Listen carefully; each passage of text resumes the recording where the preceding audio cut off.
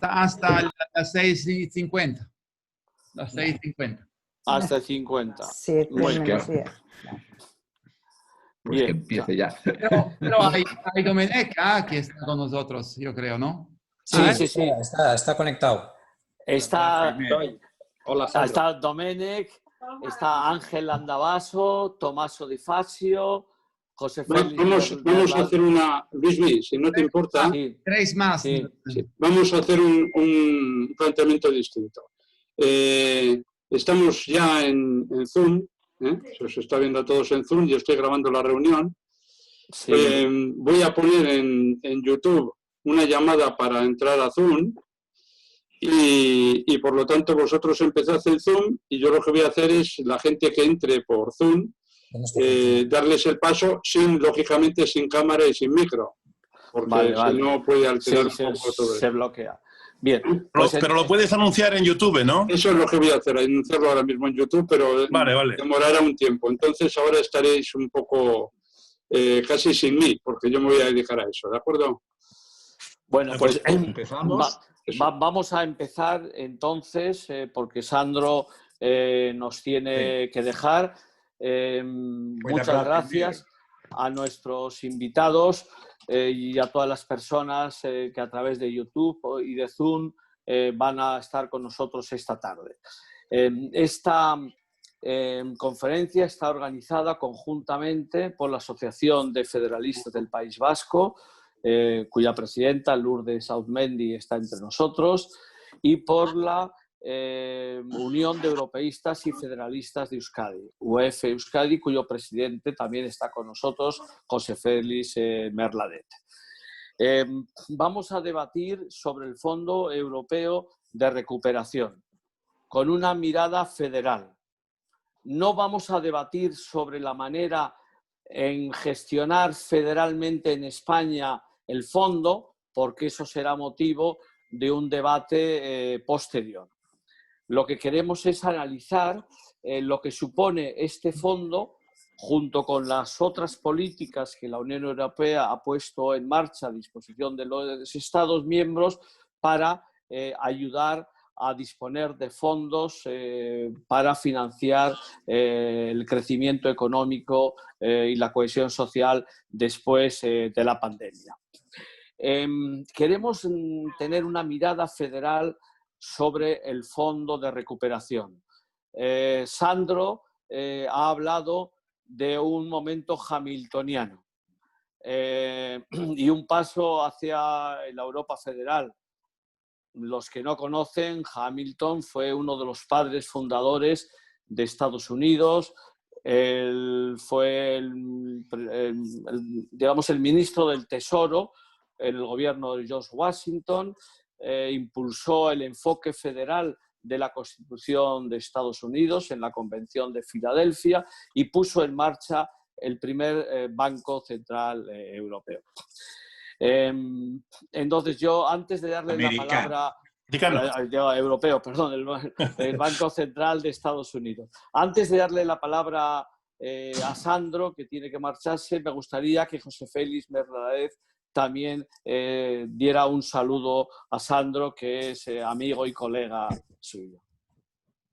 Vale, estimados amigos europeístas y conferenciantes, y a todos aquellos federalistas que estén interesados en el porvenir de Europa, es para mí un gran placer presentar en nombre del Consejo Vasco de la UEF esta conferencia y a dos de sus ilustres ponentes, Sandro Gocci y Domenech Devesa, con los que tengo amistad desde hace bastantes años. Antes de nada, decir que la Unión Europea de Federalistas Vascos, UEF, fue creada hace ya muchísimos años, en el año 46, con el nombre de Federalistas Vascos, poco después de la Guerra Mundial, y en ella intervinieron algunos destacados políticos vascos. Esto es para presentar a aquellos que no conocen la UEF, gente como Landaburu y otros de distintos partidos que estaban en el exilio, adhirieron a la UEF en el momento de su creación. Después esto se abandonó un poco, quedó un poco en descuido y se relanzó hace unos 4 años, gracias en parte al impulso que nos dieron gente como el propio Domenech Devesa, que le estamos muy agradecidos por ello,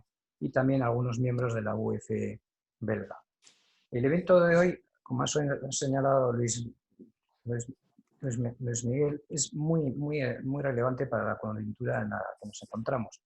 No solo por el Brexit, que hoy acabamos de hablar, una reunión crucial en Bruselas, sino porque estamos inmersos con el COVID en una crisis general de carácter bastante dramático. Yo creo que hay que ponerlo en ese marco también. Yo diría que incluso estamos atravesando, quizás saliendo, de un periodo de europesimismo, de los que sacuden la UE desde que yo la conozco cada 8 años, casi como las crisis cíclicas económicas. Pero en la construcción europea de cada crisis hay un momento de oportunidad para un fuerte relanzamiento del que supongo que nos van a hablar nuestros ponentes, y que ahora este diseño integrador del plan de relanzamiento del que ha hablado Luis Miguel va a ser muy importante por temas como la mutualización de la deuda o el gran incremento del presupuesto comunitario, por supuesto. Sin embargo, también hay que reconocer, y también espero que nos hablen los ponentes, que hay fuerzas disgregadoras muy importantes, algunas de las cuales por motivos de difícil comprensión se están oponiendo a este plan tan importante de relanzamiento. Quizás haya que intentar entenderles por razones de tipo histórico, porque se oponen junto a los del grupo de Visegrado a la aceptación quizá de migrantes, por temas de miedos históricos, etc. Es un tema muy complejo de entender. Pero para superar este escollo, hablarán nuestros ponentes seguro, y yo creo que hay que ser optimistas. Hoy, además, no sé si sabéis, se cumplen 70 años exactos de la aprobación de la bandera europea, la bandera oficial de las 12 estrellas que comanditó el Consejo de Europa y diseñó un artista que se llama Sean Pates. Bueno, sin más dilación voy a presentar a los dos ponentes, a los que he invitado junto a Izaskun Bilbao, que por razones de agenda no puede participar. Primero a Sandro, le conozco desde los tiempos de la fundación del Partido Demócrata Europeo, hace 16 años, y luego del Instituto de Demócratas Europeos, cuando los dos estábamos trabajando al servicio de la Comisión. También nos unen los estudios, porque Sandro ha estudiado Derecho y ha hecho un másters en el Instituto de Estudios Políticos París y en la ULB de Bruselas. Sandro, hay que resaltar que tiene una fulgurante carrera y tras servir en la Comisión en el gabinete de Romano Prodi, también sirvió en el gabinete de Romano Prodi cuando fue primer ministro del gobierno italiano y posteriormente fue secretario de Estado de Asuntos Europeos del gobierno de Italia. Después fue vicepresidente de la Asamblea Parlamentaria del Consejo de Europa y ahora es presidente de la Unión Europea de Federalistas a nivel europeo, miembro del Grupo Spinelli, además de, desde hace un tiempo, miembro del Parlamento Europeo, europarlamentario, con el grupo Renew Europe, que supongo en español se traduce como Renovación Europea, además de miembros de varias comisiones como la Comisión Constitucional, que es una comisión fundamental. Ha publicado varios libros y yo creo que nos puede dar una visión muy importante de conjunto sobre el proceso histórico hamiltoniano, como tú has dicho, que estamos viviendo. En cuanto a Domenech, pues es diputado al Parlamento Europeo desde el año 2019, es portavoz de la Comisión de Asuntos Constitucionales de los Socialistas Europeos en dicho Parlamento y sigue muy de cerca los trabajos para la Conferencia sobre el Futuro de Europa, que supongo que hablaremos en una próxima conferencia. Ha sido coautor de 2 resoluciones que el Parlamento Europeo ha aprobado en esta materia y también destaca su participación como miembro titular en la Comisión de Cultura y Educación, en la Comisión de Libertades, Seguridad, Justicia, Asuntos de Interior y Peticiones. Es vicepresidente de la delegación del Parlamento con Irak y en el tema del federalismo pues ha tenido un compromiso y ha dicho que nos apoyó y nos impulsó para crear la UEF, primero la española y luego la de Euskadi, y está en el Comité Federal de la UEF Europa. Es también licenciado en Derecho, en Economía, en Sociología y en Ciencias Políticas y máster en Relaciones Internacionales de la Universidad Johns Hopkins. Y en cuanto a su trabajo, pues lo más importante, quizá, además del puesto que ocupa actualmente, es que ha sido miembro de los gabinetes del ministro de Presidencia Ramón Jáuregui y del ministro de Asuntos Exteriores Josep Borrell. Y sin más dilación, pues le doy la palabra a Sandro para que nos haga su intervención, por favor. Muchas gracias. Muchas gracias, José Félix. Voy a intentar de hablar en español, pero no sé si voy a tener un grande éxito con mi... Bueno, si te falla alguna palabra, nos la preguntas. Pero vamos, para mí el plan de recuperación europeo dotado de 750 millardos de euros se configura verdaderamente como una reforma federalista. Y como federalista opino que la emisión de deuda común, que es la base del plan, es una etapa fundamental en el camino hacia una unión fiscal y después una unión verdaderamente federal. Yo creo que es los ciudadanos europeos demandan desde hace mucho tiempo. ¿A dónde buscamos el dinero para el plan? Teníamos, en teoría, teníamos 3 vías. Aumentar las contribuciones nacionales, subir los impuestos o crear nuevos recursos propios. Es gracias al esfuerzo del Parlamento que la Unión ha adoptado la tercera solución. La grande innovación del plan de recuperación es la creación de nuevos impuestos europeos, por ejemplo, sobre las transacciones financieras, los impuestos digital, hubo un mecanismo de ajuste en frontera de los impuestos al carbono. De esta manera serán los gigantes digitales, GAFAs, Google, Apple, Amazon, y los grandes contaminadores, los que financiaran el renacimiento europeo. Es el mensaje, para mí es el mensaje fundamental, básico, para los ciudadanos, que los ciudadanos deben entender. Vamos a invertir sobre la transición económica y sobre la transición digital.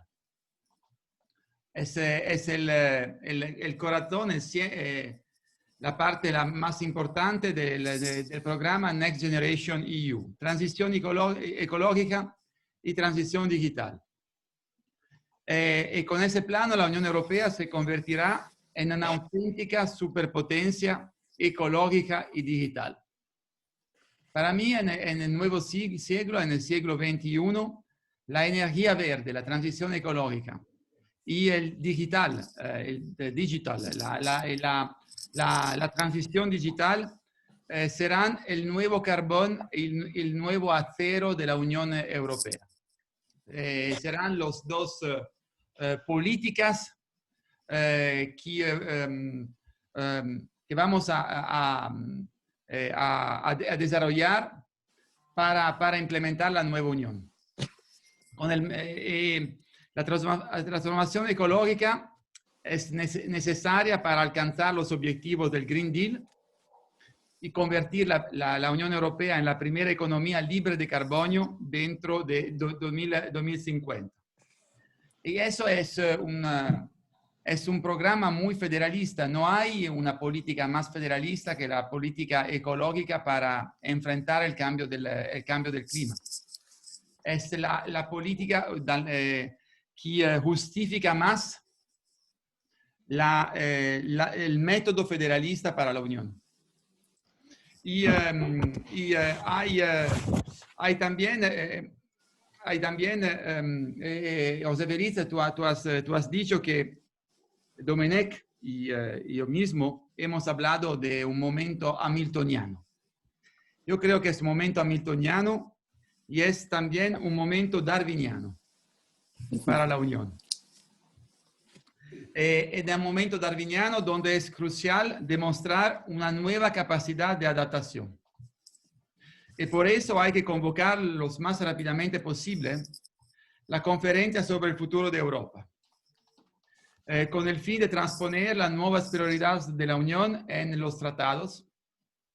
Yo creo que la profundización y ampliación del proceso de integración europea es necesario si queremos que la Unión Europea se convierta en una entidad verdaderamente soberana, solidaria y democrática.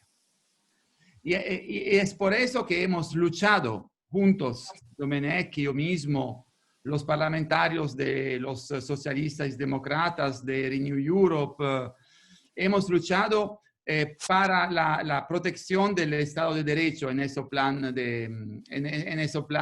Recovery Plan. Porque el Estado de Derecho es un principio que no es negociable, porque no se puede pensar el futuro de la Unión sin el respeto lleno de los principios, de los valores verdaderos de la Unión. Y los verdaderos valores de la Unión no son valores financieros, no son valores económicos, son los valores fundamentales. Y yo creo que eso es un otro elemento que es muy importante para los federalistas. No es suficiente dejar una respuesta eficiente. Y la respuesta del plano de Next Generation EU es una respuesta para mí muy eficiente. Tenemos también que dejar una respuesta democrática y coherente con los principios fundamentales de la Unión. Y esa es la razón, la primera razón de nuestra batalla sobre el Estado de Derecho, y en las últimas horas hemos entendido que vamos a ganar esa batalla. Que Polonia y Hungría van a aceptar que el Estado de Derecho sea un principio fundamental, una obligación fundamental para recibir el dinero del Next Generation EU. Y yo creo que nosotros federalistas tenemos siempre, sobre todo en la conferencia sobre el futuro de Europa, tenemos siempre como primera prioridad de reforzar el marco democrático y el marco transnacional de la política transnacional europea. Y Dominic, yo creo que Dominic lo sé, Dominic también, y yo mismo, somos muy, no sé cómo se dice, committed, engagé. Comprometidos. Estamos muy comprometidos para conseguir el resultado de una unión verdaderamente democrática con una verdadera política transnacional. Es el gran objetivo de la Unión de los Federalistas Europeos. Muchas gracias y lo siento para mi español, pero he intentado de compartir algo con vosotros, con los amigos federalistas vascos y españoles esta noche. Gracias mille, Sandro, por tu intervención. Ha sido muy lúcida. Para nosotros es muy útil y es un estímulo para seguir trabajando por una Europa más federal. Seguro que en el debate que hagamos dentro de unos meses sobre la conferencia del futuro de Europa, contaremos de nuevo con tu presencia y a través tuyo podremos canalizar nuestras inquietudes y nuestras propuestas. Gracias mille, Sandro. Muchas gracias. Muchas gracias. Gracias, Sandro. Gracias, muy interesante. Bueno, pues vamos a continuar entonces con los demás intervenientes. Ahora, según el programa, está previsto la intervención de Javier Doz. Javier Doz, que además de amigo mío, ha sido compañero muchos años también en el Comité Económico y Social Europeo, él trabajando en los temas de política económica, hoy es vicepresidente de la sección ECO, y con él vamos a reflexionar sobre la importancia que tiene el Fondo de Recuperación en el marco del conjunto de los instrumentos de política económica que se están poniendo en marcha la Unión Europea. Si recordamos, está en suspenso el Pacto de Estabilidad, que nos obligaba a que nuestras deudas estén por debajo, nuestro déficit por debajo del 3% y nuestra deuda por debajo del 60%. Esto está suspendido. El Banco Central Europeo mantiene su programa que está facilitando que el precio de la deuda pública que emiten los Estados miembros esté en el entorno de cero, los tipos de interés, y en algunos casos por debajo. La Comisión Europea también ha permitido flexibilizar las ayudas de Estado y permitir que los Estados miembros ayuden financieramente a sus empresas. Pero aquí hay un problema, porque el margen fiscal que tiene cada Estado miembro es muy diferente. Así, por ejemplo, Alemania está gastando en apoyar a sus empresas más que la suma de Francia, Italia y España juntas. Es decir, hay problemas de todos los países que estamos gastando mucho dinero en hacer frente a la pandemia y en poner en marcha políticas de estímulos, pero los márgenes fiscales son diferentes. Y esto puede dar lugar a nuevas asimetrías y a nuevos desequilibrios en el futuro. La importancia de este fondo es muy importante porque una parte, 390.000 millones, van a ser transferencias no reembolsables. El resto serán nuevos créditos a condiciones muy bajas.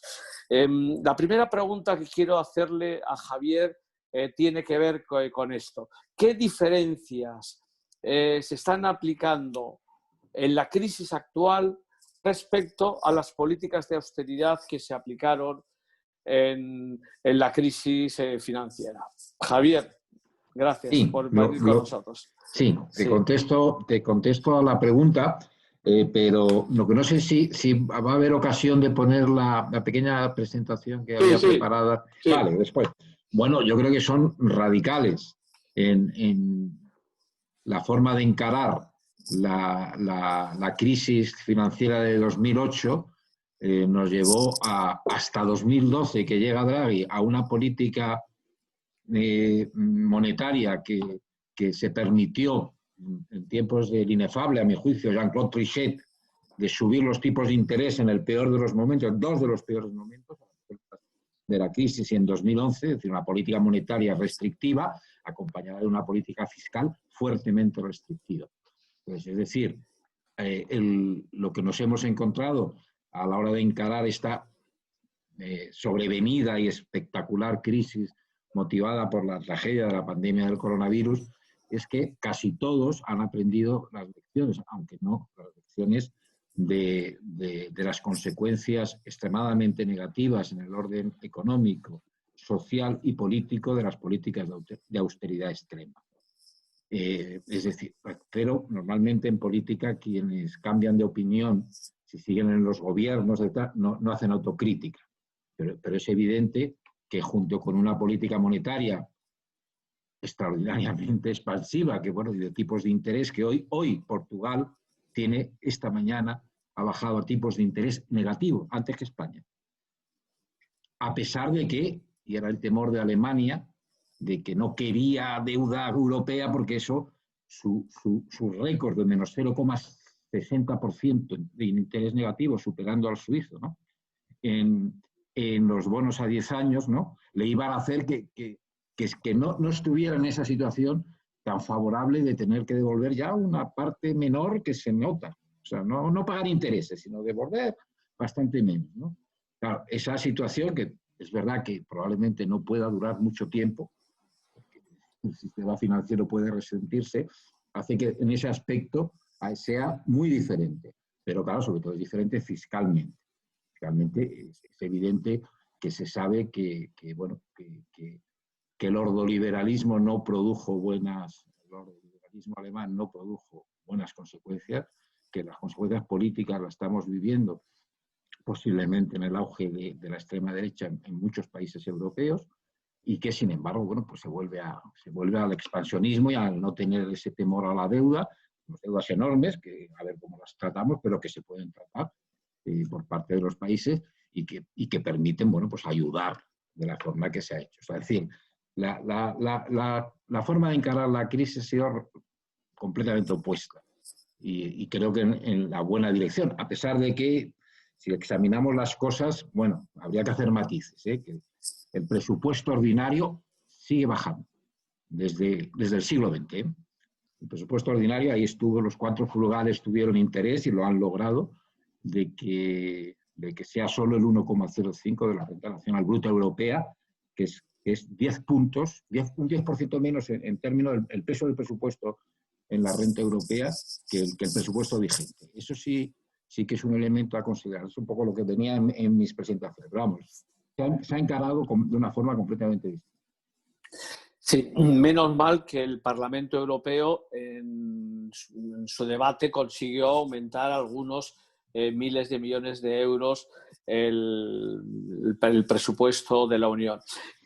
Javier, te quería preguntar cómo va a funcionar el Fondo Europeo de Recuperación con los objetivos políticos que Sandro ha señalado antes, con el presupuesto, digamos, el presupuesto 2021-2027 de la Unión y el sistema de gobernanza a través del semestre europeo. Explícanos un poco este procedimiento. Bueno, el procedimiento, el semestre europeo va a encargarse fundamentalmente de eso, de actuación de los planes nacionales de reforma, de recuperación y resiliencia, que sustituyen a los planes nacionales de reforma, que esos planes son proyectos de inversión, por tanto, digamos que tienen un tratamiento, si se quiere, diferenciado, y aquí Domènech puede complementar mucho de lo que yo digo, diferenciado del presupuesto ordinario, pero que deben ser aprobados, deben ser presentados antes de finales de abril en este primer año. Pues luego, evidentemente, hay también en 2022 y hasta 2023, que son los 3 ejercicios en los cuales van a poder presentarse estos proyectos para acabar en el año, a finalizar el 2026 en su ejecución. Y si están de acuerdo con los objetivos del plan, tendrá 2 meses la Comisión Europea para ser aprobados. Holanda introdujo un mecanismo de freno de emergencia que puede reclamar que se examinen determinados proyectos si considera que están en planes nacionales o proyectos dentro de esos planes, pero tiene que resolver en principio en un mes más si se produce ese freno, si hay algún país que lo reclama. Y digamos que los mecanismos al cabo de ese procedimiento, esos proyectos de inversión pues serán aprobados. Es decir, va a tener una importancia, que aquí hay algún tipo de problema, por ejemplo en España, que tenemos una situación de un diálogo social que es lo único que está funcionando a nivel de diálogo entre fuerzas, de diálogo político. Bueno, tiene algunos problemas que no como muy fuertes en el clima político, pero está funcionando. Ahora el gobierno español quiere anticipar, cosa que tiene cierta lógica, quiere anticipar la aprobación de los proyectos asumiendo que después serán aprobados, lo que va a plantear problemas a una de las cuestiones que desde luego en el Comité Económico y Social Europeo nos preocupan mucho, que es cómo va a participar los intereses sociales y la sociedad civil en ese proceso de elaboración, ¿no? Si lo anticipa el mes de enero, pues difícilmente. Si no, en ese proceso, antes de finalizar abril, sí que hay un campo de consulta en el cual se puede haber una participación.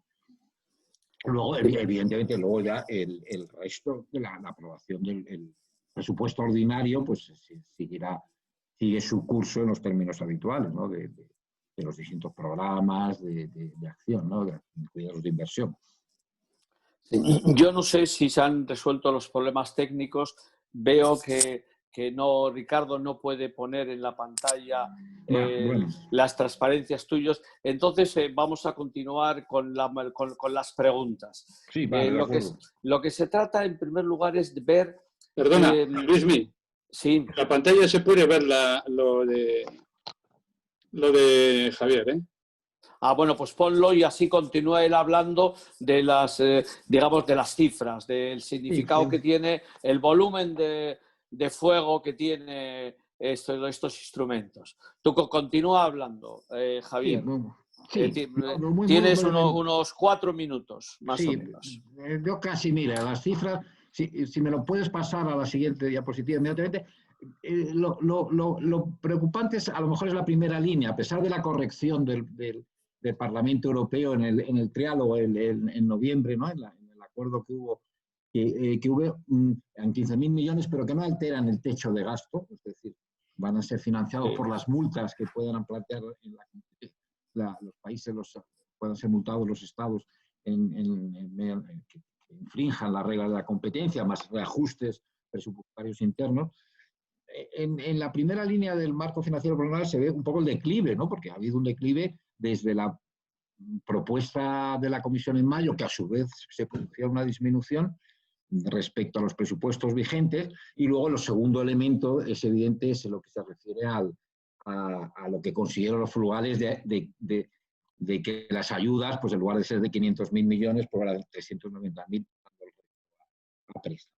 Y luego podemos pasar en la siguiente diapositiva, porque yo creo que no es cuestión de pasar a cómo queda un poquito desplazado, los números han bailado un poco por lo que veo, pero bueno, es cómo, junto con lo que es el mecanismo de recuperación y resiliencia, que es un aspecto fundamental, se había querido reforzar más el presupuesto ordinario, pero al final se han quedado solo en 30.000 millones, pero se tienen esos 47.500 para una reacción inmediata. Y yo creo que del triálogo, o sea, lo que ha aportado el Parlamento Europeo, para mi juicio, más importante que los 15.000 millones que en 7 años y para el conjunto de los programas, pues tampoco es y sin aumentar el techo de gasto, no es una cantidad importante, pero sí es lo simbólico de haber aportado mejoras, que a mí yo lo valoro. El Parlamento Europeo, yo creo que puedes pasar a la siguiente diapositiva. Lo importante es que es lo relativo al establecimiento de los nuevos recursos propios entre 2021 y 2024 y la condicionalidad democrática, porque la Comisión Europea se hubiese quedado en poder bloquear los fondos si se tenían mal uso presupuestario, si había corrupción, es decir, una especie de OLAF 2 que no tenía ningún sentido. Este es el tema ahora mismo que hace que la reacción de los países autoritarios de Hungría y Polonia, acompañado de Eslovenia, bueno, veremos mañana cómo se resuelve, si es que se resuelve. Parece que he escuchado antes que parecía que sí, que estaría, que no va a poder, el órdago de Orbán y del gobierno polaco no va a poder seguir hacia adelante. En los recursos propios sí decir una cosa, o sea, lo que está, a mi juicio, y que me corrija Domènech si no, ya establecido, pues aparte del impuesto a los residuos plásticos y la revisión del régimen de emisiones de carbono, el mecanismo de ajuste de carbono en frontera y el impuesto digital, lo relativo a transacciones financieras y la base común del impuesto de sociedades o una nueva contribución especial es como una propuesta a debatir 2024 de 2026. No está sujeto a una aprobación formal todavía por parte del triálogo de las 3 instituciones europeas. Y yo quisiera simplemente, a mí me interesa más la última, de reflexión y debate. La primera ya lo ha dicho contestando a tu pregunta, la muy diferente política de la Unión Europea en las crisis de 2008 y 2020. Austeridad frente a expansión monetaria y fiscal y suspensión. Ordoliberalismo frente a keynesianismo en términos de teoría económica, ¿no? También resaltar que hemos pasado un marasmo político. O sea, yo creo que en 2018-2020, cuando estaba funcionando la Liga Hanseática, que había países que no se concebía que estaban junto con los holandeses y ese grupo de 4, que a mí me preocupa el hecho que de los 4 frugales que quieren menos integración y que quieren menos solidaridad europea, porque claro, hay 2 gobiernos socialdemócratas junto con 2 gobiernos de derechas, ¿no? Está en Suecia y Dinamarca junto con Austria y Holanda, aunque sea el líder sea el señor Rutte, ¿no? Pero digamos que la Unión Europea ha sabido reaccionar ante la situación que ha creado la pandemia. O sea, que el hundimiento brutal de la actividad económica necesitaba que se reaccionase. Y yo creo que se ha reaccionado en términos generales bien. Y también por las orientaciones anteriores a la pandemia de la Comisión Europea, Pacto Verde, etcétera, yo creo que había una orientación más positiva de la política. El futuro del debate ahora mismo está clarísimo, y voy terminando, ya sé que me estoy diciendo, que hay 2 polos. O sea, algunos países, y ahí tenemos una colección de ellos, tenemos países en la frontera de lo democrático, países autoritarios, países como los frugales, otros no comprometidos, que querrían hacer que la experiencia del plan de recuperación fuera la excepción a una situación excepcional de pandemia, frente a otros que hay que plantearse, o que hay que plantear que sea un escalón para un futuro en que pueda haber un tesoro común, una gestión de un stock de deuda suficiente, una política fiscal común. Y ese es, a mi juicio, el gran debate que una vez que se pase realmente, que estemos en condiciones de haber superado la pandemia, está planteado en Europa y tendrá en concreción en la Conferencia del Futuro de Europa. Y las cosas están en mejor posición que antes, yo creo, pero ni mucho menos hay que dejar de pensar en cómo van a seguir actuando a nivel de gobiernos, a nivel de fuerzas políticas, medios de comunicación, quienes no quieren más Europa. Entonces, ese es el tema ahora mismo. ¿Esto es una situación excepcional, una respuesta excepcional, o es el comienzo de un paso adelante de la Unión Europea? Y ahí hay que plantear, ahí todavía no están la cuestión ni mucho menos decidida. Muchas gracias, Javier. Luego tendrás ocasión en la segunda ronda de continuar con tus opiniones. A continuación tenemos entre nosotros, y le agradezco mucho su participación también, a Carmelo Cedrone. Carmelo Cedrone ha sido miembro del CES europeo, conmigo también, durante muchos años. Él también proviene de las organizaciones sindicales italianas. Él es profesor de Economía en la Universidad de La Sapienza. Es una persona muy inteligente, muy bien informada y con un gran sentido crítico de las cosas y con una mirada siempre de largo plazo. Espero que su intervención sea en medio italiano, medio español y podamos entendernos. Le voy a hacer 3 preguntas fundamentales. La primera tiene que ver con la potencia de fuego que tienen los instrumentos europeos. Porque teniendo en cuenta la gran asimetría que existe entre los Estados miembros, tanto en el impacto negativo en la economía como en la capacidad de su endeudamiento, la primera pregunta es si consideras que el Fondo Europeo de Recuperación, con 750.000 millones entre transferencias y créditos, va a ser suficiente para hacer frente en Europa a la crisis económica y social derivada del Covid. Carmelo, por favor. Gracias, Luis. Io credo che questo fondo rappresenta sicuramente un punto di inflexión muy importante con respecto a la Europa que conocíamos sin ahora. Es la ruptura de un tabú, de manera particular por parte de Alemania, y ha servido para desbloquear l'Unione. Desbloquear l'Unione anche todavía non ha servido para no estemos seguros si es verdad o no. Esto fue posible gracias a la iniciativa tomada por 9 países, secondo me, en vísperas de la cumbre del 26 de marzo, para 9 países, ¿no?, que hacen una carta enviada al primer ministro por iniciativa de la Francia junto con Italia y la España en Alemania. Necesita recordarse esto, segundo. Quizás sea la primera vez que la historia europea que la Francia lleva a cabo del pacto sin involucrar a Alemania. Es un asunto, a mi aviso, muy importante. Si no lo hubiera hecho, en mi opinión, habría sido el fin del euro y de la unión que conocemos.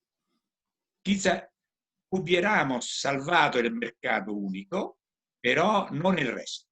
Una decisión muy importante que representa un paso en la dirección correcta, pero no es suficiente para enfrentar todas las consecuencias de una crisis que traerá repercusiones económicas y sociales muy graves. Esta disposición tampoco es suficiente para reducir las diferencias y los desequilibrios estructurales dentro la zona euro. Por lo tanto, es necesario que no siga siendo una decisión una tantum. No se va a terminar. Debe tener un seguimiento, no solo en el ámbito económico para incrementar las ayudas y solucionar el problema de la deuda. Se necesita un paso más que podría tener lugar, por ejemplo, con la conferencia sobre el futuro de la Europa. Si se llevará a cabo, non so se arriveremo a questa conferenza. De lo contrario, será necesario pensar otras iniciativas, secondo me. Ni siquiera podemos asumir che esta medida iniziò la Europa federale. Non sono molto d'accordo con l'amico Gozzi in questo sentido. Quizás hayamos abierto un camino en esta dirección. Sin embargo, debemos tener mucho cuidado para que la puerta no se vuelva a cerrar, como podría suceder una vez vencido el coronavirus con la vacuna. No podemos parar, debemos continuar el camino indicado en los últimos meses. Debemos atravesarlo con los países que comprenden la gravedad de la situación.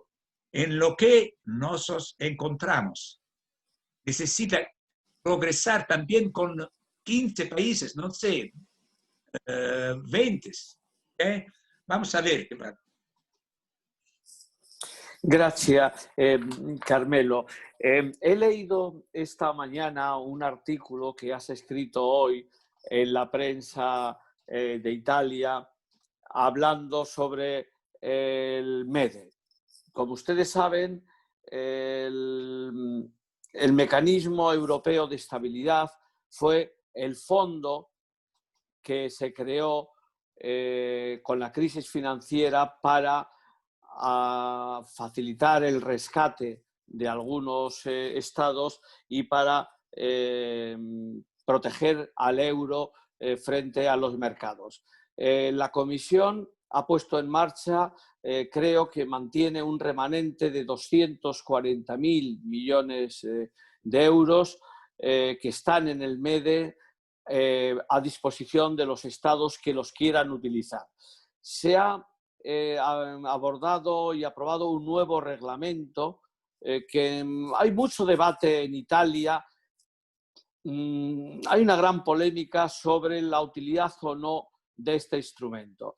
Yo he leído tu artículo esta mañana y te quiero preguntar si estos fondos que tiene el MEDE se deben utilizar como se utilizaron en la crisis financiera o en la crisis del COVID, debe tener un nuevo enfoque. Carmelo. Sí, la primera cosa importante es no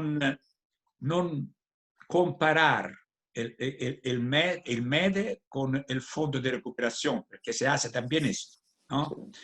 El Fondo de Recuperación representa una gran novedad, como hemos dicho ya, porque expresa por primera vez desde 1991, cuando se creó la Unión Económica y Monetaria, una forma de solidaridad y redistribución de la riqueza entre países, quindi es importante en este sentido. Por el momento, representa poco más que un símbolo, pero, como decía antes. Además, prevé el otorgamiento de crédito a los países es una tasa igual para todos, eliminando los spread. Quindi es una cosa importante el Fondo de Recuperación, como decía. Mientras el MEDE es otra cosa completamente, otra cosa, no necesita comparar, manda a repetir, está muy a confusión, muy. Yo he recibido hoy telefonate di amigos che hanno letto questo articolo e dice, finalmente ho capito, no? Che significa il MES, che cos'è il MES. Allora, secondo me, il MES es, ¿cuáles son el defecto que tienes? El MES es similar al Fondo Monetario Internacional, primera cosa. Como si todos los países que lo componen tuvieran monedas diferentes. ¿No? ¿Entiendes? Segundo, está fuera del tratado de la UE, como sabemos, y por tanto del control de la Comisión y del Parlamento. Tres, se rige, ¿no?, por un organismo técnico designado por los países, dotado de inmunidad con facultad para decidir si un Estado es solvente o no respecto al mercado. Es una cosa, secondo me, absurda en español, inaccettabile, ¿no? Es una cosa loca. 4. Otorga préstamos en condiciones muy duras. 5. No realiza actividades preventivas para ayudar a los países. 6. Es un sistema que puede desencadenar ataques especulativos contra países que necesitan ayuda del MED. 7. Funciona como prevención de incendios, secondo me, ¿no? Pero si te ves obligada a usarlo, aún te queda la casa semidestruida, ¿no? Come basta ricordarsi il caso della Grecia la volta del 2012, ¿no? Si es posible, es mejor no usarlo, secondo me, a excepción de los préstamos para atención médica. Pero hay que cambiarlo, necesita cambiar. ¿En qué sentido se puede transformar el MED, el Mecanismo Europeo de Estabilidad? Sí, tú recordarás también, ¿no?, que nació como rescate para los estados al origen, no como rescate para los bancos, ¿no? A hoy se va a transformar en esto. Antes que el Banco Central, con la intervención de Draghi, comenzará a comprar los bonos de los países de la eurozona, ¿no? Este reglamento de hoy que se discute puede aprobarse para evitar malentendidos innecesarios. Yo seré contrario. Se puede comenzar a discutir hoy, ¿no? No rinviar la discusión. Pero necesita evitar ataques especulativos, secondo me. Pero para esto se necesita algo tiempo. Sin embargo, tendrá que encontrar un nuevo papel respecto al actual. Dentro dell'Eurozona, el apoyo de una política económica y monetaria expansiva a favor del crecimiento y del empleo. Esto necesita ser, ¿no? Bravo. Principalmente. Por ejemplo, podría convertirse en la primera herramienta de política fiscal y presupuestaria de la zona euro, dado que cuenta con un fondo de alrededor, es más de 240, es más o menos 400.000 millones tiene MED oggi. Podría absorber algunos de los que tiene el Banco Central también.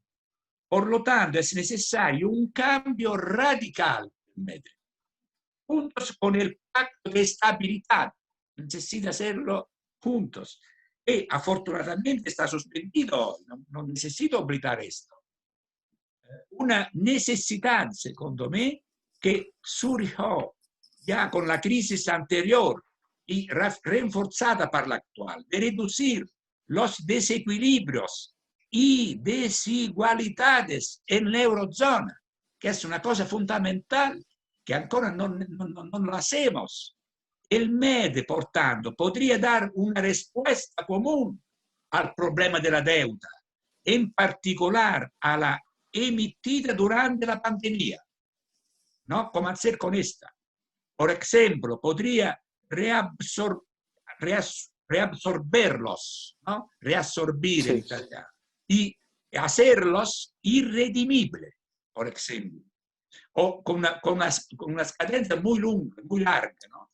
esta reforma del MED, juntos con el Pacto de Estabilidad, debe hacerse de todos modos, aunque algunos países no estén de acuerdo.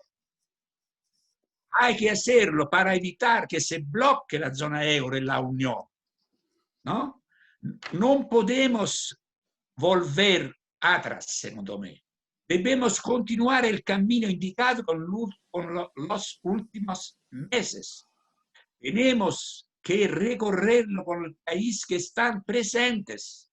Los cambios que se están produciendo a nivel mundial, como tú sabes muy bien, ninguno habla de esto. Los problemas que han surgido con la pandemia exigen respuestas al colmo de la situación que solo una Europa política y democrática puede dar. Una unión que debemos construir rápidamente. No se puede esperar siempre al futuro, ¿no? Es necesario hacerlo ahora. Debemos salir de los grilletes y la confusión actual de la Unión, sabiendo que solo en Europa a nivel federal puede hacerlo. Quizás en unos pocos temas, no las hacer todas, pero en la claridad de los procesos económicos y principios que deben defender juntos desataques internos y externos. No olvidemos los ataques externos con todo el mundo de soberanista, ¿no? que tenemos en Estados Unidos, en Europa, etc.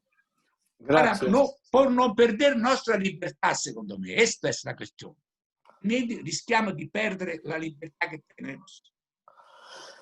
Gracias mille, Carmelo, por tu pasión y tu inteligencia, y te hemos entendido en un español bastante bueno. Comprensible. Comprensible. Inteligente non so, duro sí. Molto bene.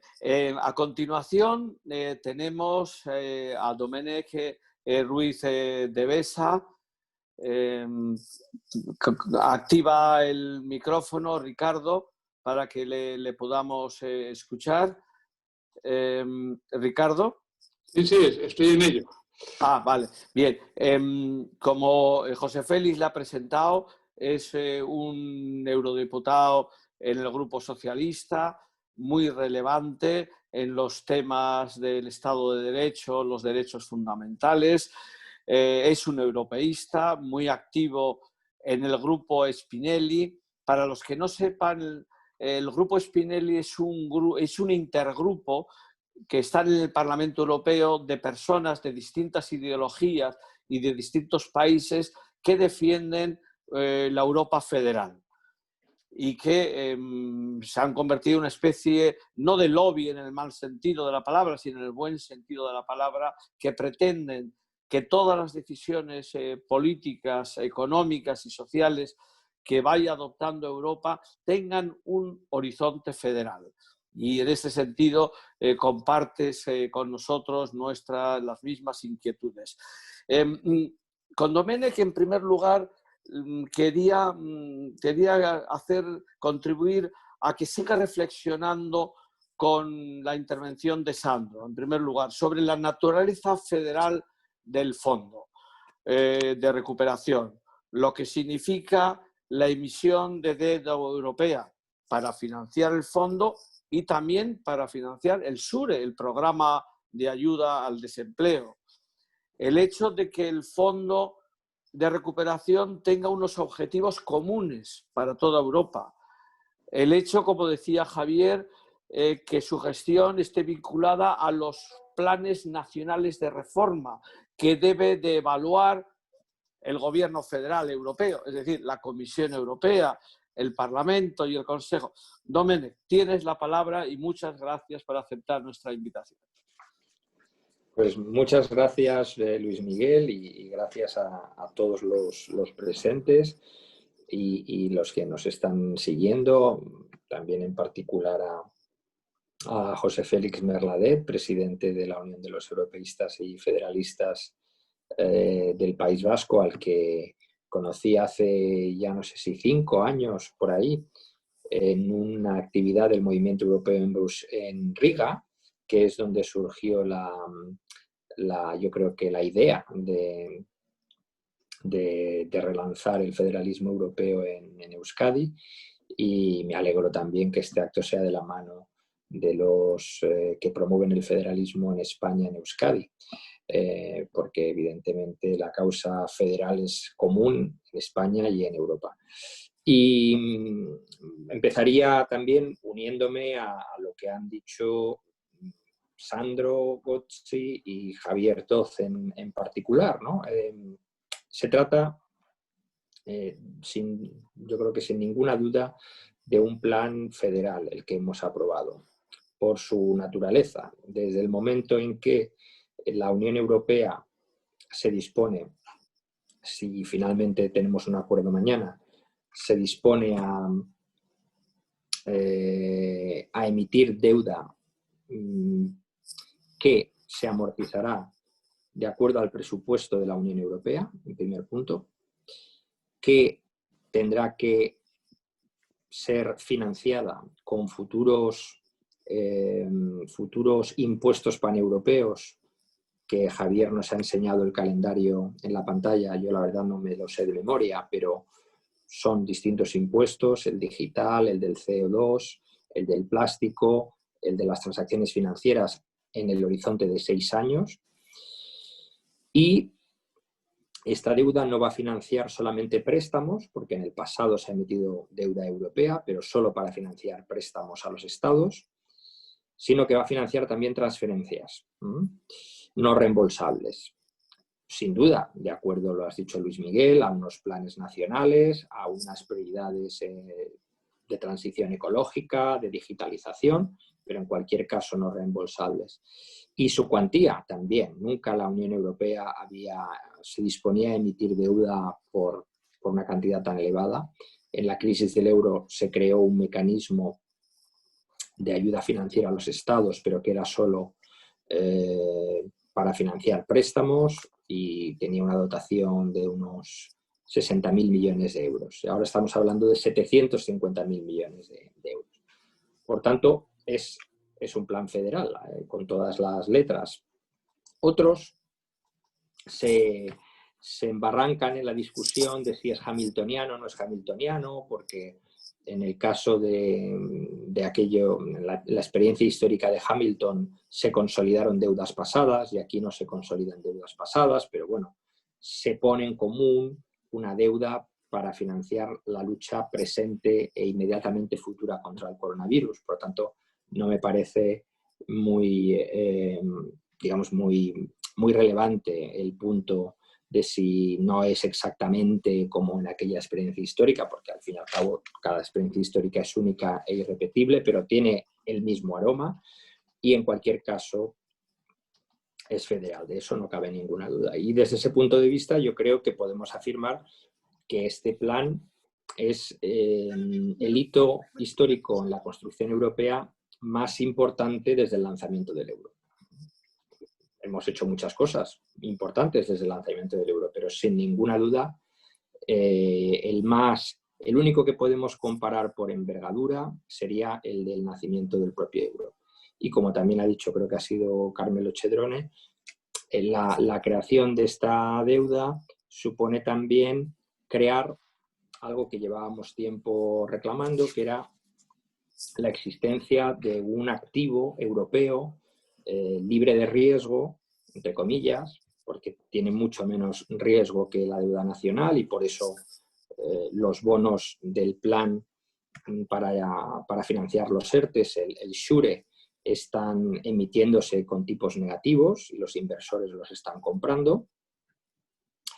Por tanto, es un elemento también que nos permitiría completar la unión monetaria, que el euro dispusiera de un activo comunitario denominado en euros y que fuera considerado seguro o más seguro por los inversores. Por tanto, esto puede caracterizarse como en esta fase, en la fase de la emisión de deuda y de la financiación de los programas nacionales de una unión financiera, sin ninguna duda, y que debe ser sostenida por una unión fiscal que todavía está por hacerse, que está proyectada, que es la introducción de esos, en la jerga comunitaria, llamados recursos propios, pero que podemos llamar gravámenes paneuropeos, a los que me he referido antes. Digital, transacciones financieras, plástico, CO2, etc. CO2 en frontera, además, en particular. Es una arancel al CO2 importado, digamos. Ahora bien, es verdad, lo han dicho otros colegas a la hora de intervenir, creo que el propio Javier Doz también, que esta unión financiera, si la caracterizamos así, en este momento es una unión financiera temporal. Es decir, que su finalidad está teóricamente delimitada a financiar inversiones en el marco de 3 años para luchar contra los efectos económicos y sociales de la pandemia y para financiar la recuperación, y que tendría que amortizarse a partir del 2028, 30 años hasta el 2058. Los frugales, sí, hemos pagado un precio alto por este paso adelante tan importante, es verdad. El presupuesto ordinario, es decir, no el plan de recuperación, sino el presupuesto ordinario, ha crecido menos de lo que proponía la Comisión, aunque, como ha dicho Luis Miguel, en la negociación el Parlamento arrancó 15.000 millones adicionales, pero es verdad que en los grandes números es un presupuesto del 1,1%, pero claro, si le sumamos los 750.000 millones del plan, en el bien entendido de que los 750.000 millones no son todo transferencias, son también un 40 y pico % préstamos, pero bueno, estamos hablando de que en la práctica el presupuesto comunitario prácticamente se dobla. Y además elevamos el techo de recursos propios o el techo de ingresos del presupuesto al 2%, desde el 1,2 en el que nos encontramos ahora, que es también algo insólito. Nunca hubiéramos imaginado poder elevar el techo de ingresos del presupuesto al 2%. Supuestamente es un incremento temporal, pero temporal hasta el 2058, hasta que se amortice la deuda. Por tanto, de una temporalidad muy, muy alargada. Con todo, yo creo que lo peor si queremos ser críticos, lo peor del acuerdo del 21 de julio no era tanto la moderación en el presupuesto ordinario, aunque ciertamente era sangrante, por ejemplo, que quisieran dedicar menos al programa de salud, que no se comprende, ¿no?, en esta coyuntura, o al Horizonte 2020 o Horizonte Europa, el programa de investigación, sino seguramente lo más criticable es el aumento exagerado de los llamados cheques, es decir, las devoluciones a determinados Estados miembros sobre su contribución al presupuesto, que tendrían que desaparecer y que no solo los mantenemos, sino que los aumentamos, y la introducción de un engendro jurídico llamado el freno de emergencia, que permite enredar la aprobación, no bloquear, pero sí enredar en la aprobación de un Plan Nacional de Recuperación por algún Estado miembro y llevarlo a una discusión al Consejo Europeo, también metiendo al Consejo Europeo en temas que no son de su competencia ni que viene a cuento, porque no es un órgano legislativo ni debe serlo. Bueno, dicho eso, con esas hipotecas, que yo creo que son asumibles dado lo que obtenemos a cambio, ahora el reto sería doble, dando por supuesto que mañana vamos a aprobarlo, porque hemos recibido hoy las noticias de que hay un principio de acuerdo que ha negociado la presidencia alemana y que requiere también por el lado de los otros 25 concesiones importantes. No digo que no sean inasumibles, pero por lo que se ha filtrado en la prensa, básicamente lo que los húngaros y los polacos están pidiendo es que si presentan un recurso ante el Tribunal de Justicia frente al reglamento de control del Estado de Derecho, la Comisión se comprometa a no aplicar el reglamento hasta que haya una sentencia. Lo cual, en cierto modo, es una especie de recurso previo de inconstitucionalidad ad hoc para este caso concreto.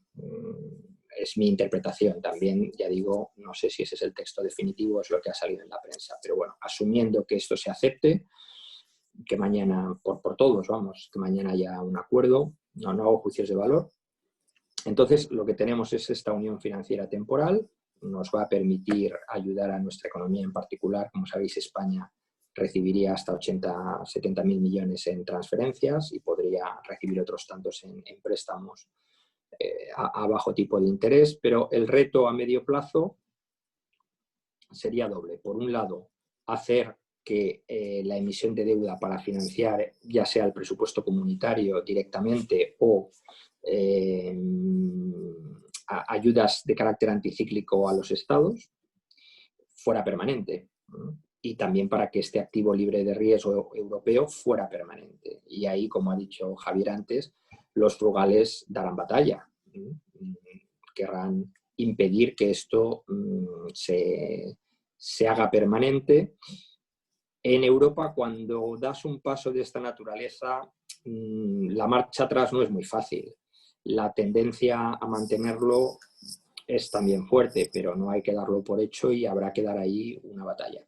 Y el segundo reto, que lo ha apuntado yo creo que también Sandro, es darle, y con esto concluyo, darle un correlato político y constitucional a este paso. Y ahí la conferencia sobre el futuro de Europa es fundamental, porque si además de caracterizar esta unión financiera como una unión financiera temporal, también tenemos que decir que aunque se hace en el marco del tratado, lo cual es una diferencia muy importante con cómo se resolvió la crisis de hace 10 años, lo ha explicado también yo creo que ha sido Javier en sus transparencias. Hace 10 años en la crisis del euro se actuó con mucha más lentitud, de acuerdo al paradigma de la austeridad y con muchos instrumentos intergubernamentales, el MEDE siendo el más característico. Y ahora se ha actuado con mucha más rapidez, el paradigma ha sido la solidaridad más que la austeridad, y Alemania ha dado el paso de la mutualización que no fue capaz de dar hace 10 años, y la solución está basada en el método comunitario y en los tratados. Es decir, no hemos creado un fondo intergubernamental fuera de los tratados ni nada por el estilo en el plan actual, ¿no? En lo que tenemos ahora mismo delante de la mesa. Pero es verdad que las bases jurídicas que estamos utilizando en el tratado dan todo el poder al Consejo. El artículo 122, que es el que permite la emisión de deuda, es el Consejo el único que toma la decisión y el Parlamento no interviene. Y en la aprobación de los futuros recursos propios, es decir, en la pata fiscal de esta unión financiera, tampoco intervenimos realmente. El Parlamento Europeo es consultado, pero es el Consejo el que decide por unanimidad qué nuevos gravámenes se van a introducir, y con participación de los parlamentos nacionales. Y ahí tendríamos entonces un dilema político e institucional. Estaríamos organizando, si esto se hace permanente, como debe hacerse, y no cambiamos los tratados y no abrimos esa discusión en la conferencia sobre el futuro de Europa, tendríamos una unión financiera y fiscal, sí, pero intergubernamental o muy intergubernamental, con el Parlamento Europeo totalmente marginalizado. Por eso yo creo que si la conferencia sobre el futuro de Europa era necesaria antes de la pandemia y de este plan, ahora es imprescindible, porque necesitamos completar esa unión financiera y fiscal con una unión política y constitucional. Muchas gracias. Gracias a ti, Domènech. Yo comparto plenamente tu punto de vista. Europa siempre ha avanzado de esta manera. Ha tomado las decisiones con mucho debate, con mucha polémica y con muchas contradicciones. Las ha tomado las decisiones tarde, pero ha tomado las decisiones y posteriormente estas decisiones y estos instrumentos se han incorporado al tratado. Y yo creo que el desafío de la conferencia intergubernamental que se va a convocar este año para hablar sobre el futuro de Europa, deberá tener en cuenta la necesidad de reformar los tratados para incorporar los nuevos instrumentos de política económica y el sistema de gobernanza más federal. Luego continuaremos un poquito debatiendo sobre el papel que está desempeñando el Parlamento en este momento tan crucial. Vamos a continuar el ciclo y quería hablar de nuevo con Carmelo, y luego con Javier y luego con Domènec. A Carmelo quería hablar con él sobre lo último que él ha dicho, es decir, la gran asimetría en términos económicos y sociales que tiene Europa.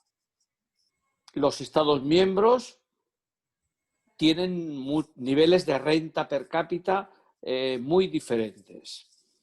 Disponen de empresas más poderosas unos países que otros. Disponen de márgenes fiscales mayores o menores, porque algunos países como Italia, España o Francia hemos acumulado mucha deuda en la crisis anterior, y otros países como Alemania, como Holanda, tienen una deuda, o Austria, una deuda más reducida. Es decir, todas estas tensiones, ¿cómo van a quedar con estos instrumentos que se están poniendo en marcha? ¿Van a amortiguar las diferencias o las van a acentuar? Danos tu opinión, Carmelo. No. La risposta alla domanda finale è semplice. Cioè, quel que necesita para reducir las diferencias es una política di solidarietà para una redistribuzione della ricchezza, ma non simplemente come se prendi il dinero e le dai all'Italia o alla Spagna. Non es esto. Come se hace in Spagna, in Italia o in Alemania, interno di cada país, sta un sistema fiscale che va a redistribuire la ricchezza, no? Per una serie di ragioni che adesso è difficile spiegare in pochi minuti. Quindi la via giusta è quella che abbiamo iniziato ora, cioè una deuda común, ¿no? Garantita da todos los países europeos para ayudar, ¿no? Los países que más frágiles. Esta es la cuestione. La ragione per cui io dicevo che il MES puede inglobar deuda. Antes decías que Hamilton, ¿no? Con Hamilton se ha consolidado la deuda, ¿ok? Pasada. El problema también de la deuda pasada.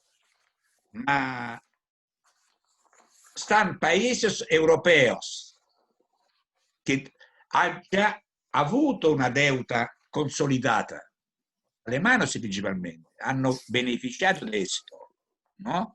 Quindi ora necesita buscar soluzioni per stare insieme, ¿no? Juntos.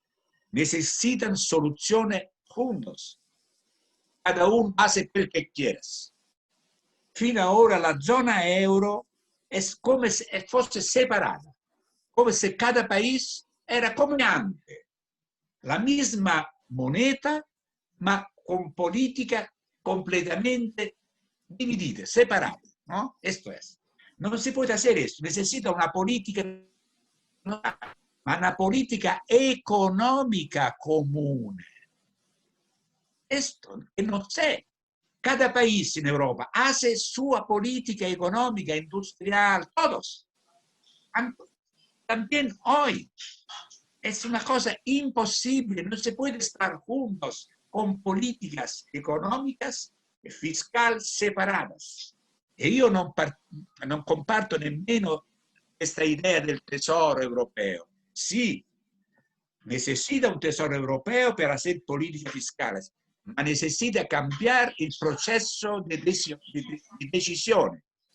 Necesita decidir de manera democrática. Si no todos hacemos políticas fiscales comunes hoy, con un tesoro europeo común, ma sin una decisión democrática, no como hoy, se va a desplazar, ¿no?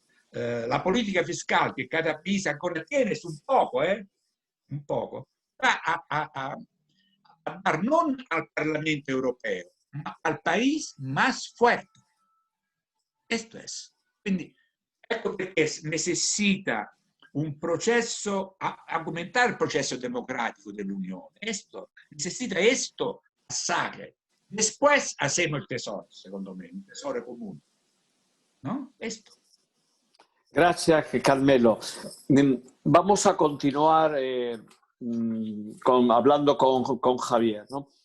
Se ha hablado mucho de estos nuevos instrumentos que se están poniendo en marcha, que son muy diferentes de las políticas de austeridad anteriores, y se está analizando la potencia de fuego, si es suficiente para impulsar un crecimiento económico capaz de volver a disponer de niveles de renta y de creación de empleo anteriores a la crisis.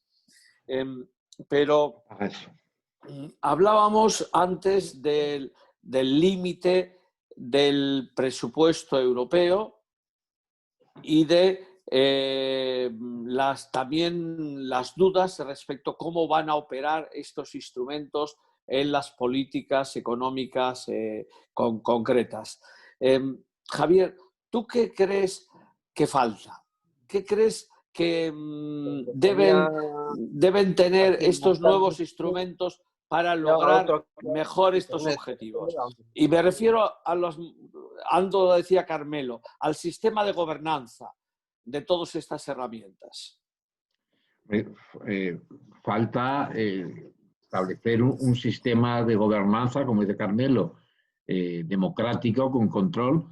Y yo no creo que hubiese que esperar porque, digamos, ese embrión de la Comisión Europea, pues en el momento en que se emite la deuda, pues está ejerciendo funciones de facto de un tesoro europeo limitado. Yo creo que no hay que tener miedo a que pudiese imponerse. Por supuesto que hay que reformar los mecanismos de decisión democrática de modo que pudiesen establecerse, por supuesto, bajo el control del Parlamento Europeo y con la eficacia de tener un instrumento, es decir, el Tesoro, que permita gestionar un stock de deuda que haría más fuerte. O sea, la devolución de la deuda, como plantean una parte de los que finalmente han aceptado el plan de recuperación, los frugales y otros, en sus plazos y convertir el plan en un momento excepcional para hacer frente a la situación excepcional de la pandemia, entre otras cosas, significaría que el euro no cuenta con ese stock de deuda que, bien gestionado, significa que el euro se va convirtiendo cada vez más en una moneda de reserva internacional, cosa que le favorece sin duda, y no en una posición como la que tiene hoy, todavía muy secundaria respecto del dólar.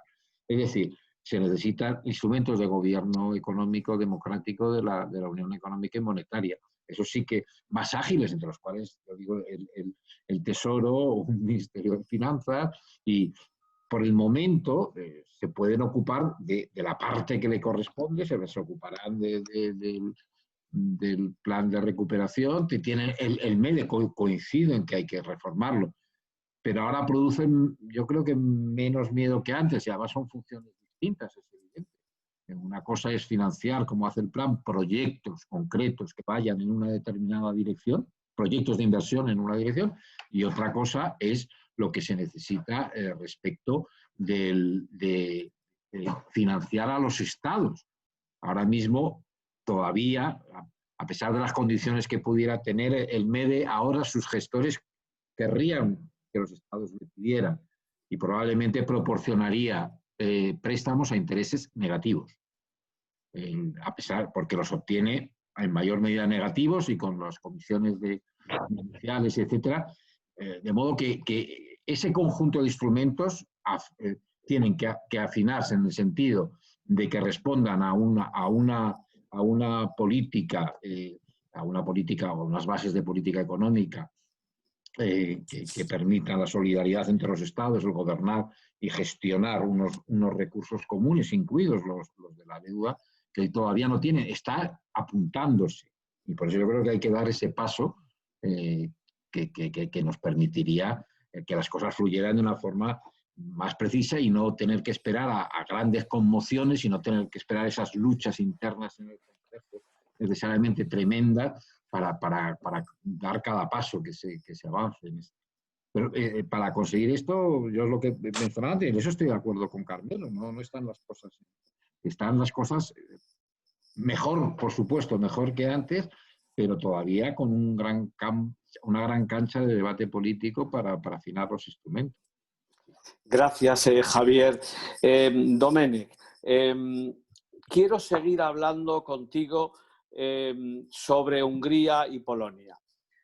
Yo recuerdo que hace 5 años ya dejé de mis actividades en Bruselas, que uno de los el último dossier que yo trabajé fue precisamente con el vicepresidente Timmermans en el expediente del artículo 7 por incumplimiento del artículo 2 en el tratado. Entonces hablaba solo de Polonia, ahora se habla de Hungría. Es decir, esto nos lleva al debate más importante para las personas, para los ciudadanos. Es el debate sobre la Europa de los valores.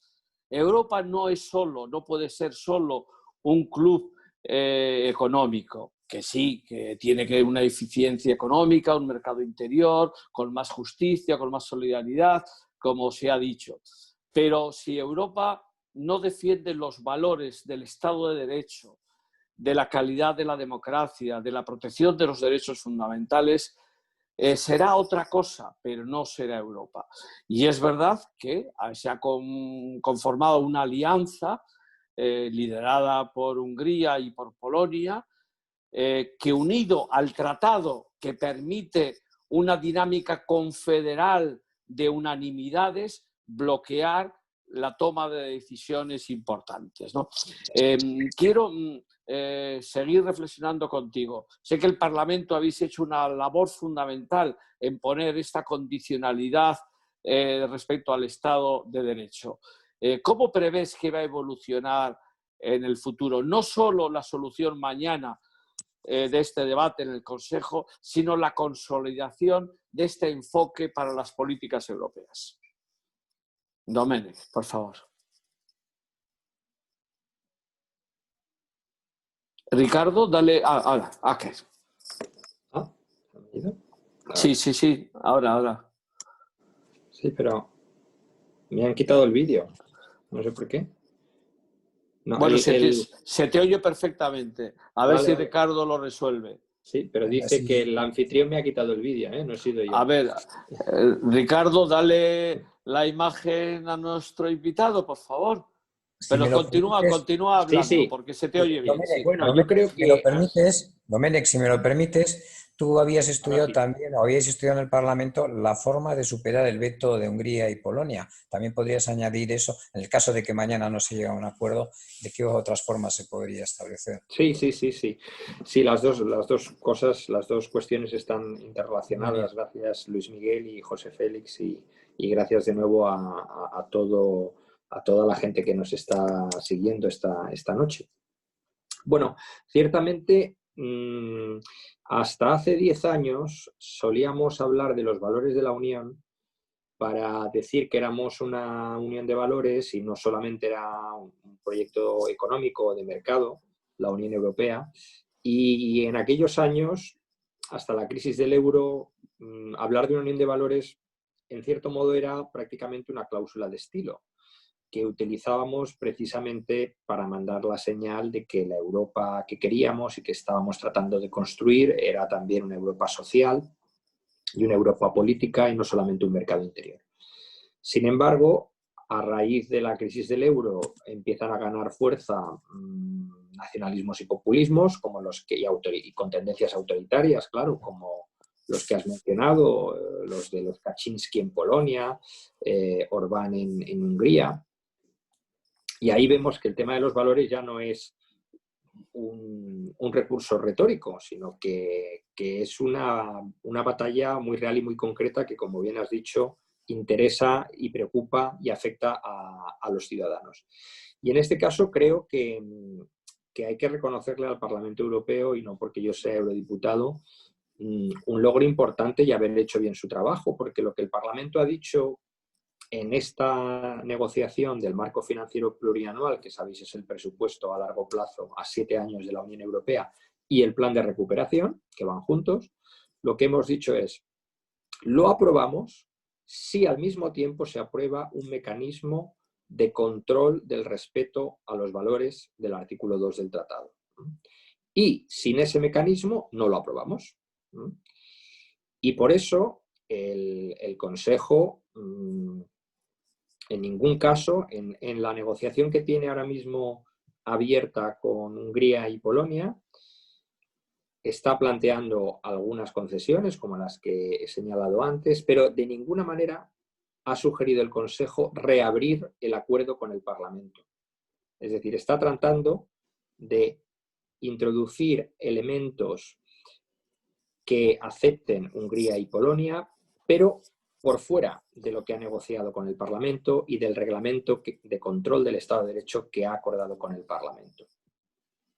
Y eso es muy importante, porque envía la señal de que esto es un compromiso real, refuerza al Parlamento como institución. El Parlamento tiene el poder de aprobar o de rechazar el presupuesto. Esto es importante que los ciudadanos lo sepan, y lo hemos utilizado. Respecto de la cuestión que plantea José Félix, efectivamente, incluso si por alguna razón, que parece que no es el caso, parece que hay un principio de acuerdo que se concretaría mañana, pero si las cosas se torcieran mañana y Hungría y Polonia no retiraran el veto, también es posible aprobar el plan por mayoría cualificada, porque hay suficientes márgenes en el tratado en el sentido de no requerir la unanimidad para aprobar el plan de recuperación. Es verdad que la unanimidad se precisa para aprobar el presupuesto a largo plazo y para aprobar el sistema que establece los ingresos de la Unión, pero no se requiere la unanimidad para aprobar la emisión de deuda. Y esto es muy importante. Por tanto, podríamos emitir los 750.000 millones de deuda con el voto en contra de Hungría y Polonia. Eso no va contra el tratado ni contra el artículo 122. Lo único que necesitamos es garantizar que la amortización de esa deuda se puede hacer dentro del techo de gasto, mejor dicho, del techo de ingresos que tenemos en este momento, que sería prorrogado al año que viene. Por tanto, tendríamos que a lo mejor establecer un sistema un calendario de amortización de la deuda a más años que la actualmente planteada. Pero en cualquier caso sería legalmente posible, y este plan B ya ha tenido efecto, porque la Comisión Europea lleva varios días diciendo que hay fórmulas alternativas que se podrían aplicar al menos para aprobar el plan de recuperación, y estoy segurísimo de que eso ha tenido efecto en la posición de Hungría y Polonia, que se ha suavizado, además de que se han puesto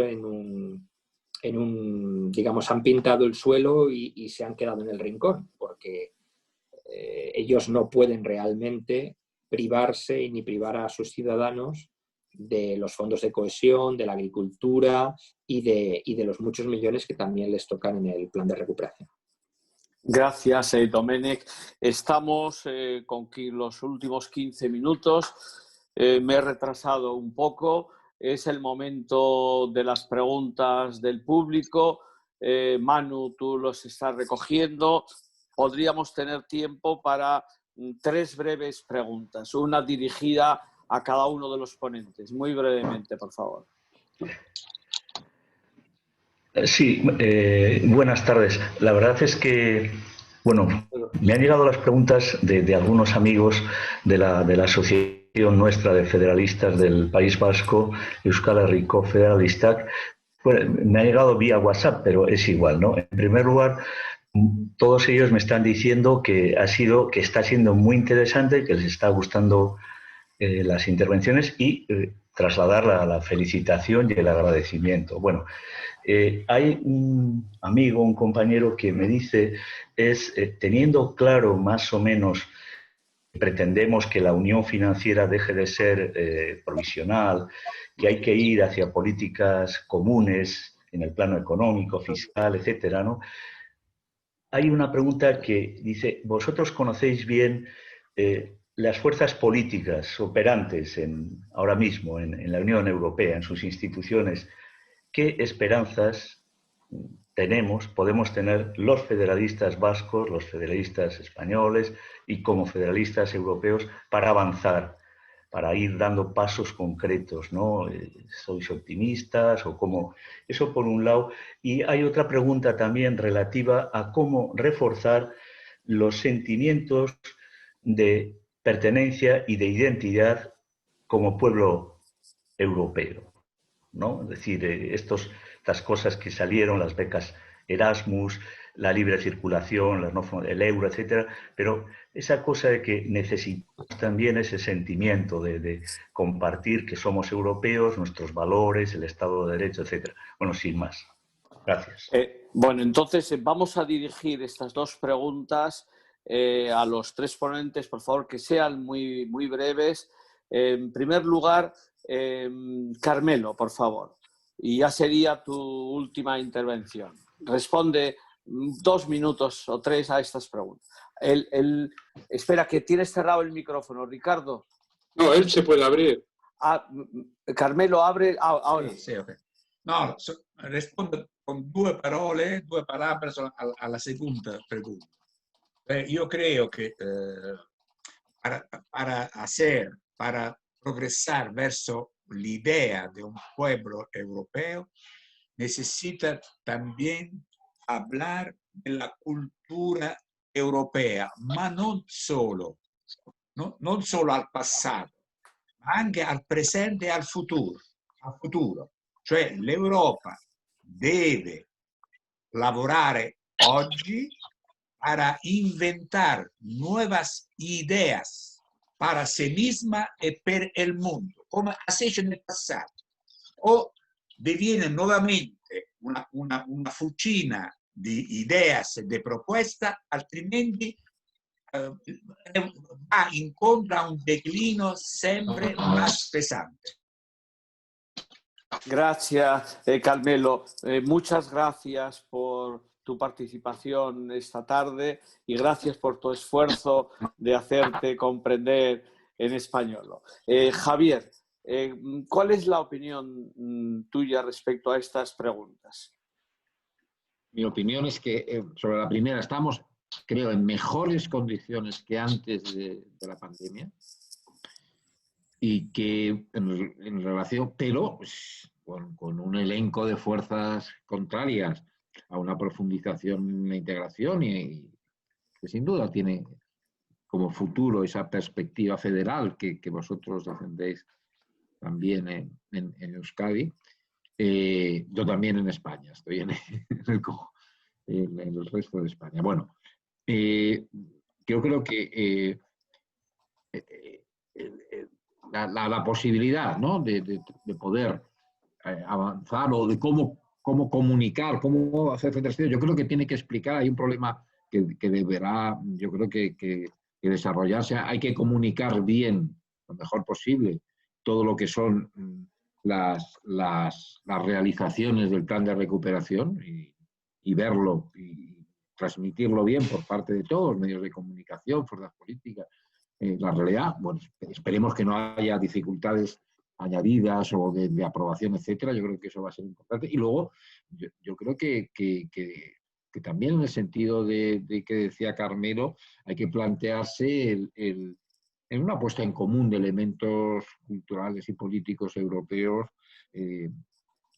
propios del siglo XXI. Yo creo que esto es sería enormemente importante, porque frente a esta posición hay un conjunto de fuerzas que se expresan desde políticamente en la extrema derecha hasta en las redes sociales, los movimientos negacionistas, bueno, que tienen un impacto determinado y que van en contra. Yo creo que hay un rearme cultural, sí que sería necesario.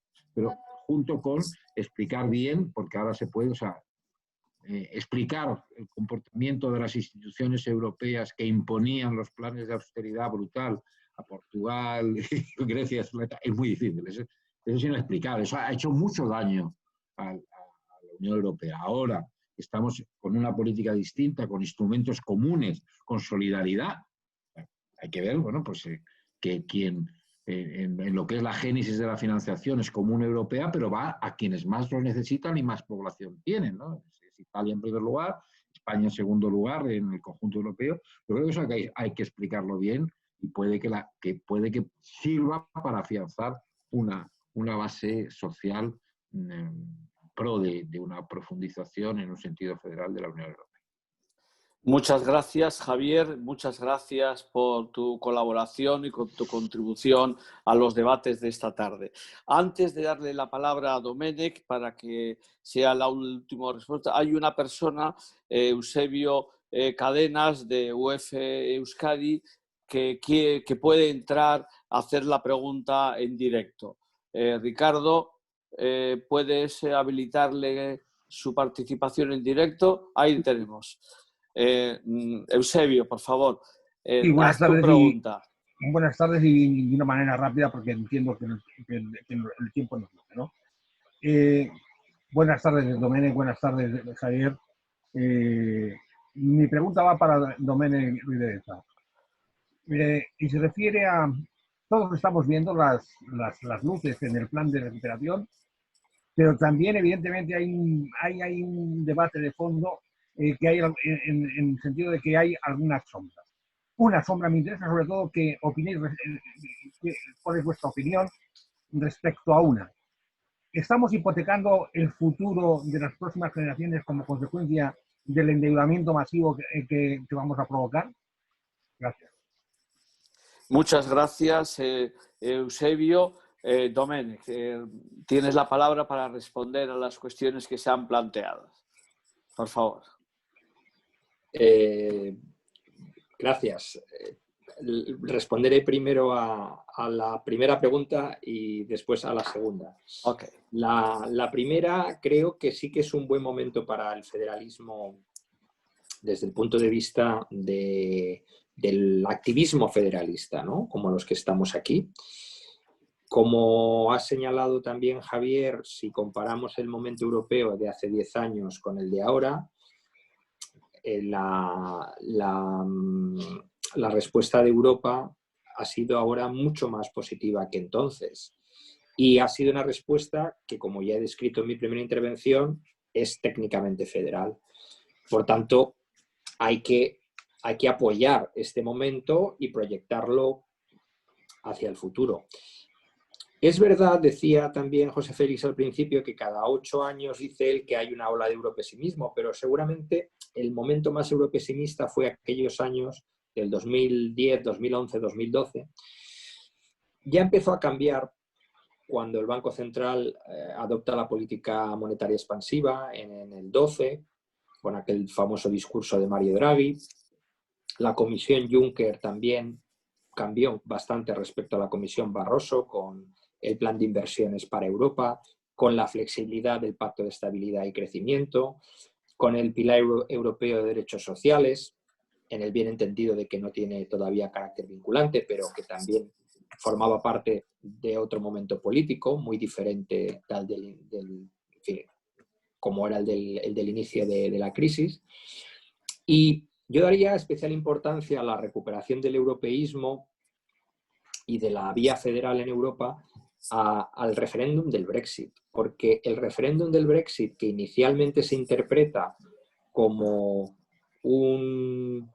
como un revés de la Unión Europea, rápidamente lo que genera, al contrario, es una ola de adhesión popular y ciudadana a Europa. Si recordáis los movimientos de Pulse of Europe, ¿no? Y cómo Brexit cohesionó a la ciudadanía con los estados y con las instituciones. Los británicos pensaban que iban a dividirnos en la negociación, no lo han logrado hasta el día de hoy. No lo han logrado hasta el día de hoy. Otros pensaron que habría estados que se apuntarían a hacer un referéndum de salida, no se apuntó nadie. Y en esas condiciones llegamos a las elecciones europeas del año pasado y, sin subestimar la amenaza nacional populista que está ahí, pero hay que decir que perdieron las elecciones clamorosamente. El 80% de los europeos votó por fuerzas claramente proeuropeas o con alguna, es decir, populares, socialdemócratas, liberales y verdes, el 66%, y si le sumamos la Izquierda Unida Europea, que la mitad es proeuropea, la otra mitad no, pues estamos muy cerca del 80%. En fin, no es, como decía el otro en el año 2000, no estamos tan mal.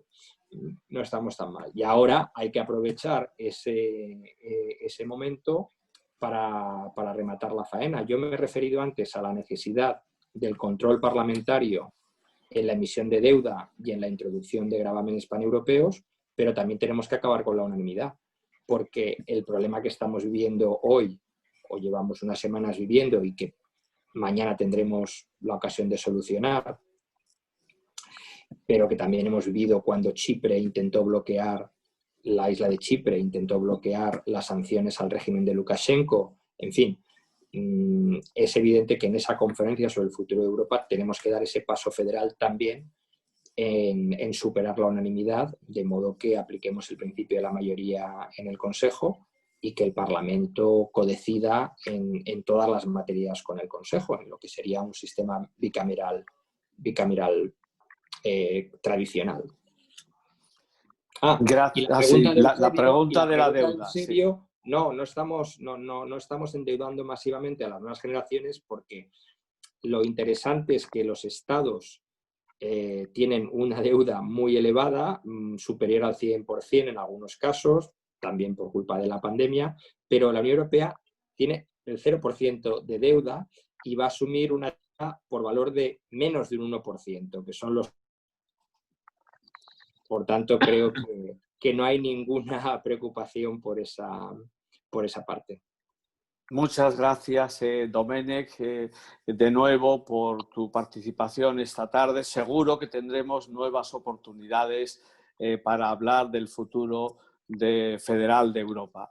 Recuerdo que mañana el Consejo Europeo, además de superar el veto de Hungría y de Polonia, tiene que analizar si la propuesta del Reino Unido es para un Brexit con acuerdo, o si también se acuerda el Pacto Verde, que es muy importante porque parece que se ha olvidado de la conferencia de París y se pretende reducir las emisiones el 55% y financiar los planes de transición justa a través del presupuesto europeo. Muchas gracias. Para finalizar, Lourdes Auzmendi, presidenta de la Asociación de Federalistas del País Vasco, quiere dirigir unas breves palabras. Por favor, Lourdes, cuando quieras. Sí, bueno, muy breves. Agradecer a todos los intervinientes. La verdad es que ha sido un coloquio verdaderamente interesante y además yo creo que nos ha servido para cargar las pilas, diría yo, ¿no?